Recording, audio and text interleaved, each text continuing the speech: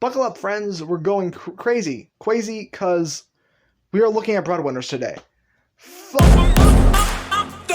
Hey guys, Shiny here. Can I please not review this? Oh, I need to? Oh joy. Anyways, welcome to another episode of Shiny's Mark, the show where I look at the goods, bads, and overall neutral shows, movies, and games. Today we're looking at Breadwinners, the Nickelodeon show created in 2014, ending in 2016. This time frame, in my opinion, was a dark age of Nickelodeon, but I might get to that later. Let's get into the rating.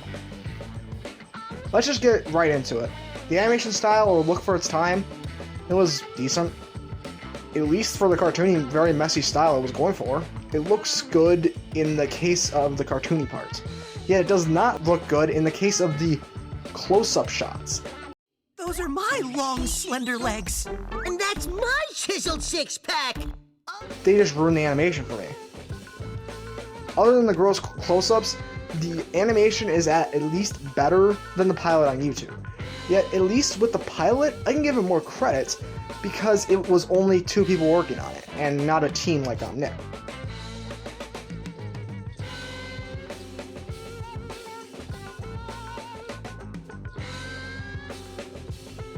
Onto creativity. Despite me not really wanting to, I need to say there are at least a decent amount of creativity with all the different kinds of breads. Yet, other than that, it feels like a normal bad Nick show. That just feels like a copy and paste of SpongeBob with small differences. What I mean by that is, we have Badooz and Sway Sway, these are the 2 main characters, and just they feel like early season SpongeBob and Patrick. Sway Sway is the more responsible one that sometimes indulges in Badooz's antics, while Badooz is dumb with very few times where he does something right outside of his job. Not to mention the side characters. Team Eddie is a Squidward, but doesn't live by Badooz or Sway Sway. Mr. Pombers is a money-hungry pelican, I think that's what he is, just like Mr. Krabs is. Then we have Keta, the Sandy of the show, basically. Other than these characters, though, there are only a couple side ones that aren't copy and pasted from SpongeBob, like one of my favorite characters, Oonski. Onto storytelling, which there is none. The reason I say this is because it follows a similar style to SpongeBob, but at the end of the episode it doesn't matter because it just resets into the next episode. Which is just a normal way to do kids shows, so I can't complain about it too much. Yet Breadwinners had a couple story-based episodes, and dare I say, they were decent. I'll get to them later. Onto characters. I already talked about them a bit, and let me delve a little deeper. The 2 main characters are just annoying copy and paste characters from other shows, but that doesn't mean there aren't good characters. I actually love 2 of them mainly, those 2 being Oonski and Team Eddie. Mainly because they are either full of energy or just insanely weird and actually somewhat funny.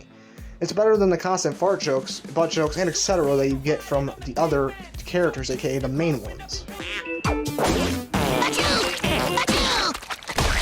Onto music. I'm gonna say right off the bat that the intro for Breadwinners is the worst cartoon intro in recent times. That's saying a lot, I know, but it's pretty shit.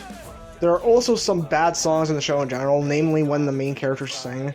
The only singing I can even stand in the show is of course Oonski's rock ballads. Yet when the songs aren't being sung, usually the background music is insanely good. Keta's theme is great, and so is Oonski, even when he's not singing. On to my favorite and least favorite episodes. Yes, there's actually some good episodes. I'm shocked as well. My favorite episodes in no particular order are Night of the Living Bread, Birds of a Feather, and Tunnel of Fear. The Night of the Living Bread is basically the Night of the Living Dead. By the way, the bread puns make the show a lot worse, but I don't need to go further with that, honestly. Either way, the Night of the Living Bread is just a bread zombie apocalypse.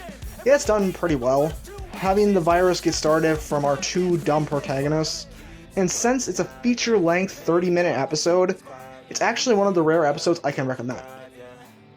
Birds of a Feather is another feature-length episode of 30 minutes. It focuses on how Sway Sway and Badooz became breadwinners, which again is done amazingly, surprisingly. This is another episode I recommend. The Tunnel of Fear is the last episode I can recommend. It's only 11 minutes long, but it's kinda funny. Next to no fart or butt jokes, so that's a plus. Then it focuses on the fears, which is honestly one of my favorite things for kids shows. Mainly because fears become bigger and scarier in kids shows.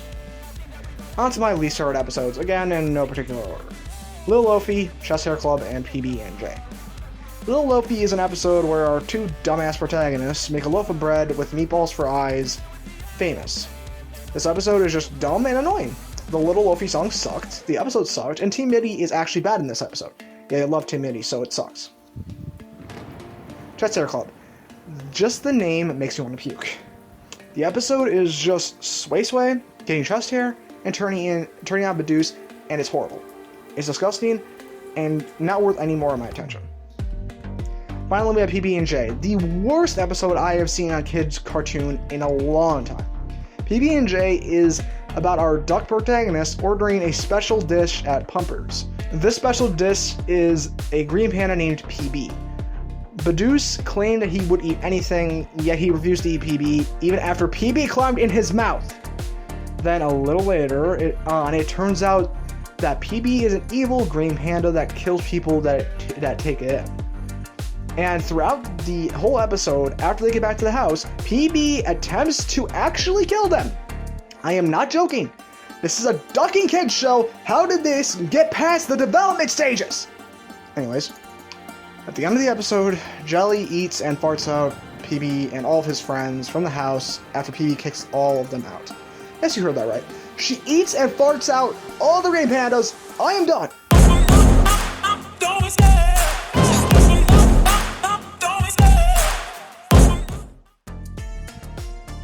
Oh, right. I need to actually finish the episode. Okay, whatever. On to the medal ranking. This gets the medal of bad. The only thing that saves the show from being horrible is the fact that there are a couple good episodes and decent side characters. Otherwise, this show would be horrible. What is the age demographic? 5 to 10 year olds. That's it. Not a single person over these ages would probably even like the show. How do I know? Oh, because I got bored after one season, and I also really hated most of the show. Yes, this means I didn't even finish season 2, but I'm almost certain I missed nothing special. At all. Anyways, that's it for another episode of Shiny's Mark. Tell me your thoughts about Breadwinners in the comment section below, and tell me what I should cover next. Until then, stay happy and hoppy like a totodile. See y'all next time.